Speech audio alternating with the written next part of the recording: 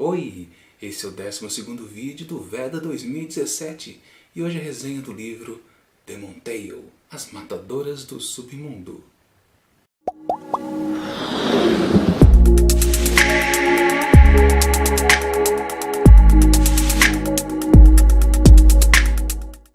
No Veda anterior eu comentei que eu participei de uma antologia de contos, no caso a Demon Tale, As Matadoras do Submundo. Contei toda a minha experiência, desde a inscrição, envio do original, aceitação pela editora, todos os trâmites burocráticos e contratuais, e também como foi a experiência de participar do lançamento lá na Bienal do Livro em 2016. E aqui nesse vídeo eu completo um pouco mais aquelas informações. Por ser um livro de contos, eu poderia falar de cada um deles, mas eu vou preferir não fazer isso, por um motivo que eu digo daqui a pouco. Participaram dessa coletânea 29 autores, 28 mais eu, e foram 35 contos escolhidos para participar dessa edição. Por que isso? É que o regulamento permitia a participação com mais de uma cota, e foi o caso de algumas pessoas. Algumas colocaram até 4 contos, 4 ou 5 contos, agora não me lembro direito. Alguns 2 contos. E também teve um caso de um dos autores que fez um conto mais extenso, além daquele permitido de 11 mil caracteres, se eu não me engano. Eu preferi participar apenas com um conto e com uma cota normal. Para quem não está entendendo porque eu estou falando de cota para cá e cota para lá, é porque essa coletânea é do tipo onde você paga para ser publicado. E nesse caso foram R$300 por autor ou por conto. Então quem teve 4 ou 5 contos publicados pagou R$300 por cada um deles. No caso de quem fez aquele conto mais extenso, não sei como foi o caso, mas eu acho que deve ter pagado dobrado, porque em número de páginas seria como se fosse 2 contos. Uma grande característica desse projeto é que a editora definiu várias regras sobre a história. E sempre me pareceu que, por causa disso, as histórias tenderiam a ficar parecidas. Eu, no meu conto, tentei evitar ao máximo possível essas armadilhas.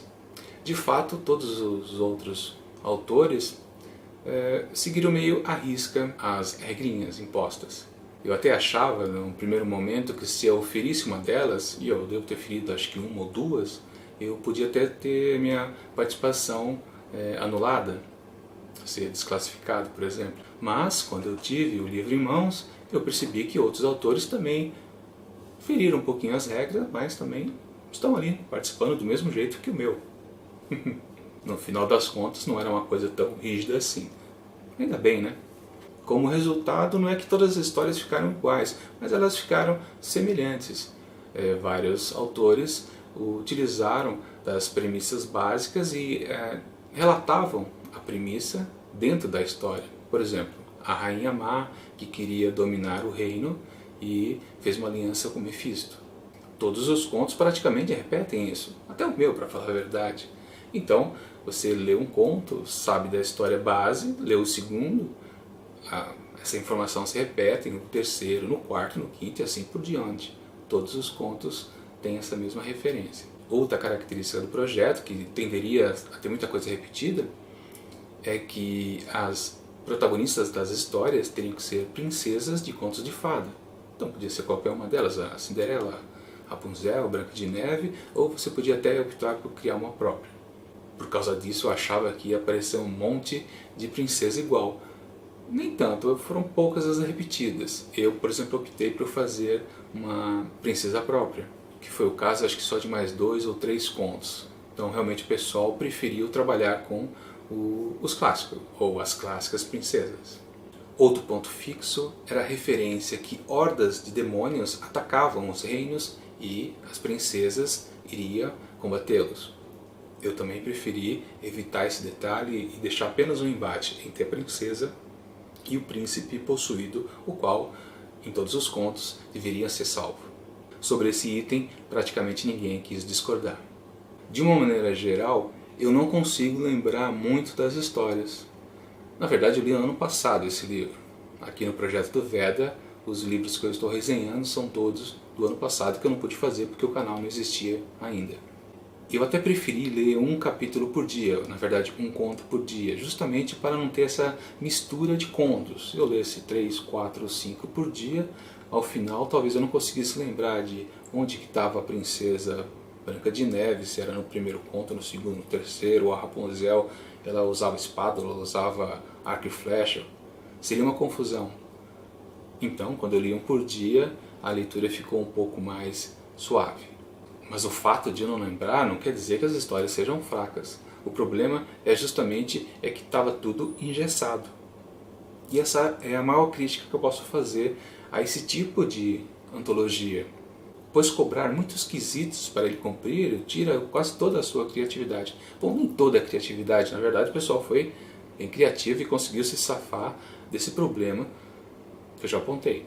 Por exemplo, o começo das histórias. Eu achava que a maioria das histórias começariam quase sempre igual, mostrando essa base criada, mas não, o pessoal conseguiu fazer variações incríveis.